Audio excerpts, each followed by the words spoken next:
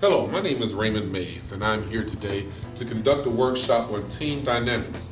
And one of the reasons why I find that this topic to be such an interesting topic is that my background as a minister, I found that working with the congregation, there were some things that I needed to use in order to motivate my congregation for a higher performance of worship towards God. And I believe that the things that I have learned that can be used and employed inside of the business world.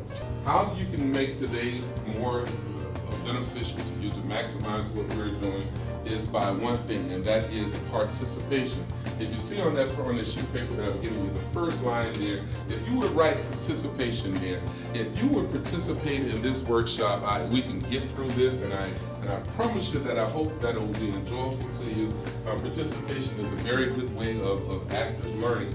So if you participate, this will help out this audition that we're going through. Now, there are 4 areas of team dynamics that I want to discuss with you. There are 4 areas of the team dynamics that I desire to discuss with you. The first area of team dynamics is to one, know your members.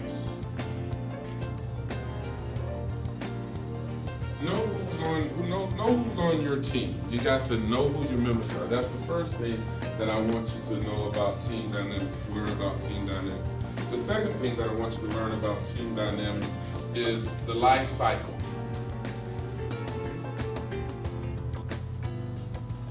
of team dynamics, of your team. Penmanship is not too well right now, but y'all understand I'm trying to write on this small board here. First is to know your members. Second is to know the life cycle of your team. And the third is to know the mind of your team, the sentiment of your team, the mindset of your team. And the fourth thing that I desire for you to learn is tips on how to motivate your team. I want to give you 5 tips on how to motivate your team. So the first is to know your members. The second is the life cycle of your team. And the third is what? Third is the mindset of your team. And the fourth? Motivate your team. Motivate your team. Now, team dynamics, there are 2 types of skills that you will find in every team. One, there's technical skills that you will find, and the other is interpersonal skills. I will focus mainly on interpersonal skills because each one of you all have very different technical skills. We have business, those who are in accounting, those who are in finance, those who are in telecommunication, those who are in healthcare, those who are in technology.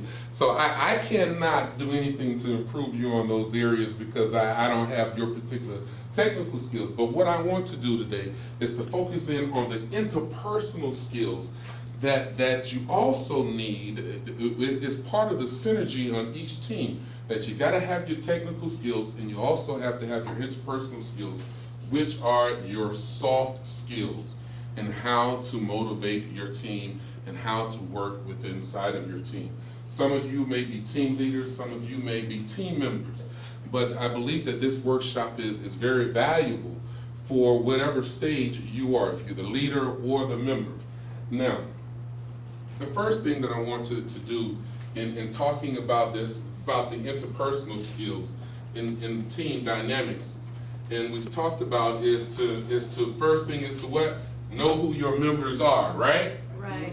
Okay, now, let me ask you this question. Have you ever been in a meeting before and you walked out of that team meeting and you said, wow, that was a waste of what? Time, right? Why did you say that meeting was a waste of time? You probably didn't get anything out of it to take away. You didn't get anything out of it to take away? It didn't engage. It didn't engage you? Didn't know why I was there. Didn't know why you were there. Okay, so you as a team member or a team leader, when you're having these meetings and you walk away, then you gotta find out what's going on with inside of your team. Now, have you ever had a team meeting and you walked away and said, wow, that was very productive? Right? Right. And you said, we got a lot out of this meeting, right? And tell me the reason that you might think that you got a lot out of that meeting. Clear purpose. Clear purpose. They're able to articulate the message and the vision. Articulate the message and the You were vision. able to understand why you were there, what you came for, and take something away from Great, great. Any others? Any others? Yeah, I feel I contributed to the overall success of the meeting. You feel as though that you contribute to the overall success of the meeting. Feel Okay. I can take away something. You feel as though that you can take away something. Now, the only way that you feel that way is because you understood your place as a team member, right? Right?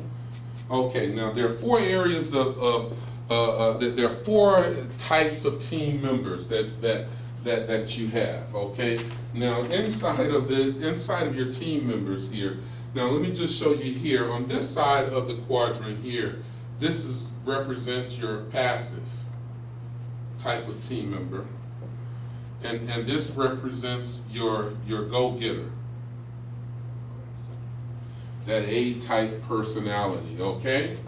Now, up here we have what you're open and you are more of an extrovert. And here you're more guarded. You're more guarded and you're more an introvert. Now, here we're dealing with your interpersonal skills here.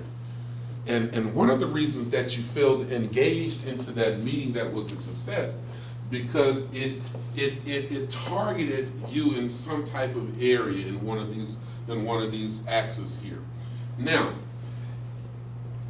which one do you believe that represents those who lead change and who's more of resistant to change? Which side of the quadrant? Go-getter. The go-getter is more of the leader towards change, right? So this person, these types of people, change. They welcome change.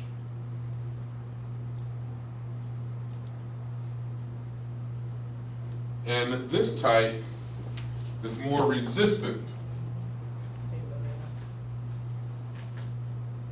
to change. Okay? Now, in each side of this quadrant, there are particular personalities that you will find on your team. Now, let's start here with the go-getters and those who are more welcome to change. Anybody have a coworker, or it might even be you, and every time that you walk down the aisle, you see them up talking to somebody? They're always talking to somebody. They're never at their desk. If you go by their desk to find them, they're not there because they're out talking to anybody. Anybody work with anybody like that, or are you that person? Work with that person. And you work with that person, huh? You know that person well, huh? And that type of person we will call a socializer.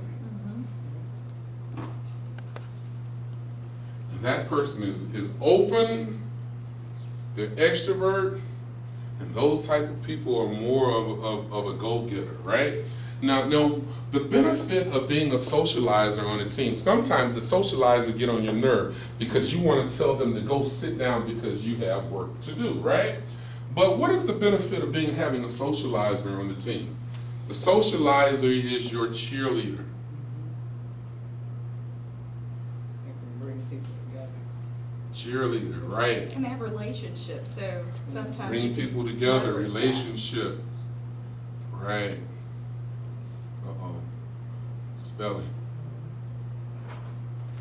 Relationship, cheerleader. So you need to have this type of person on your team, especially when they're welcoming change, because you need to have someone who's cheering on the change, right? And they make the job pleasant too. They make the job pleasant. Okay? Now, The other type of go-getter and those who are welcome to change is a person that is more directed. They are that driver.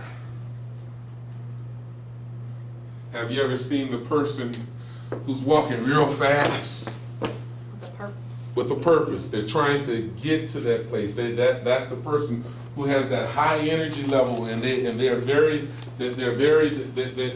driven, and they are very focused in what they're going towards. So you can see how the director is more guarded and more introverted. They have the particular focus in mind, and they're going directly at it. The socializer here is more open, and they're more of a cheerleader. So you can see how these two are gravitates towards more of change.